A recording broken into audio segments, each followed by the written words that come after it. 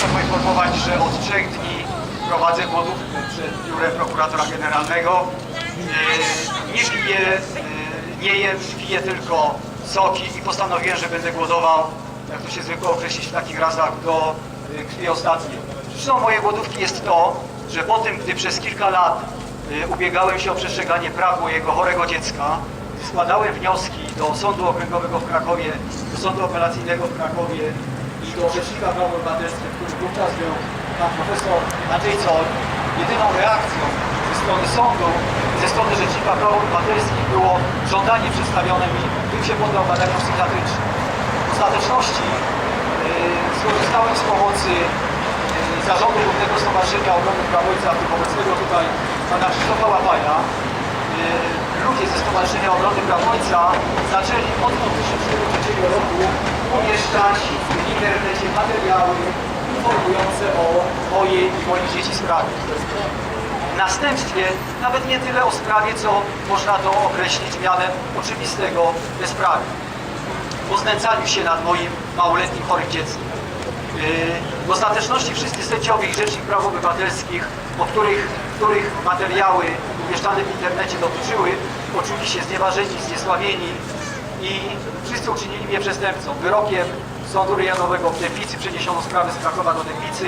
Z dnia 18 grudnia 2007 roku zostałem uznany za przestępcę winnym znieważenia i zniesławienia Rzecznika Praw Obywatelskich Andrzeja Zolla, jego małżonki adwokat Wiesławy Zoll, która była pełnomocnikiem mojej żony w sprawie o rozwód, i 15 sędziów Sądu Okręgowego w Krakowie i Sądu Apelacyjnego w Krakowie.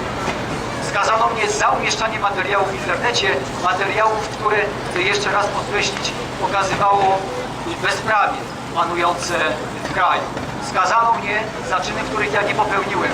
W dniu wydawania wyroku sąd był od 3 miesięcy w posiadaniu dokumentów poświadczających, że nie ja jestem sprawcą czynów, za których mnie skazano, a ludzie ze Stowarzyszenia Obrony Praw Ojca.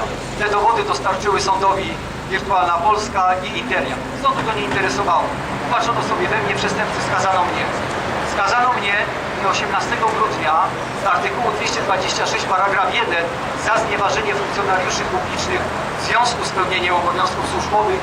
Z tego artykułu ściganie było niedopuszczalne od października 2006 roku. Skazano mnie zatem w sprzeczności z prawem konstytucyjnym. To też nikogo nie interesuje.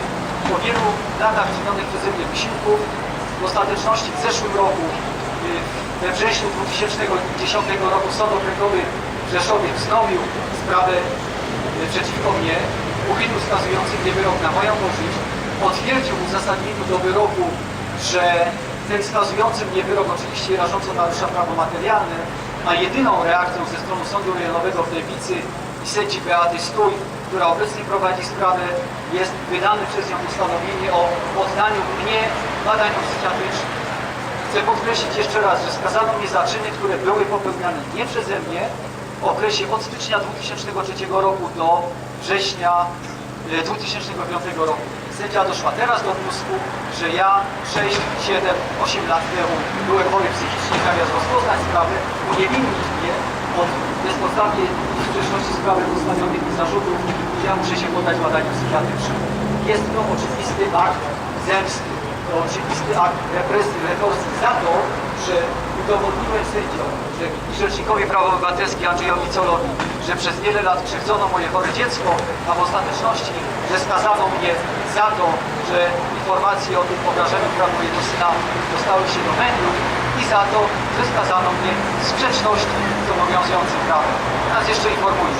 Od 3 dni głoduję pod biurem prokuratora generalnego, dlatego pod biurem prokuratora generalnego, że od 31 marca ubiegłego roku pan Krzysztof Łapaj i ja informujemy prokuratora generalnego, że skazano mnie za czyny, których nie popełniłem. Doręczyłem prokuratorowi generalnemu podpisy dowodów poświadczających, że nie ja jestem sprawcą czynów, za których popełnienie mnie skazano. Jedyne, co zrobił prokurator generalny od tego czasu, to poinformował mnie pismem 12 maja ubiegłego roku, że w aktach sprawy przeciwko mnie nie ma dowodów poświadczających, że ja nie jestem sprawcą tych czynów, za które mnie skazano. Proszę Państwa, tam są dowody poświadczające tylko i wyłącznie to, że ja nie jestem sprawcą tych czynów. Kilka słów o panu Donaldzie Tusku, nie jako prezesie Rady Ministrów, ale o pośle Rzeczypospolitej Polskiej.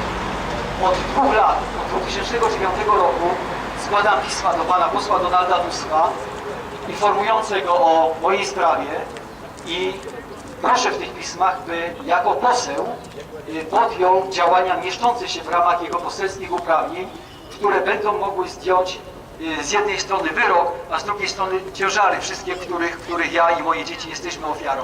I co robi pan poseł Tusk? Wszystkie pisma, które ja kieruję do niego jako do posła, przekierowuję. Deleguję na samego siebie jako prezesa Rady Ministrów i od 2 lat ja otrzymuję pisma z Kancelarii Prezesa Rady Ministrów od pana Jerzego Izdebskiego bądź Michała Choleksy, w których ci informują mnie, że prezes Rady Ministrów Donald Tusk nie posiada uprawnień do rozpoznania zgłoszonych przeze mnie spraw. Ja o tym wiem, bo konstytucja stanowi trójpodział władzy, mamy do czynienia z władzą sądowniczą, ustawodawczą i wykonawczą. Pan poseł Donald Tusk jest przedstawicielem władzy wykonawczej. Jako przedstawiciel tej władzy mógłby mi pomóc. Nie chce, oszukuje mnie, okłamuje mnie od połowy maja 2009 roku. Raz jeszcze powtarzam, głoduję, będę głodował dopóki sąd nie uniewinni mnie, albo nie umrę.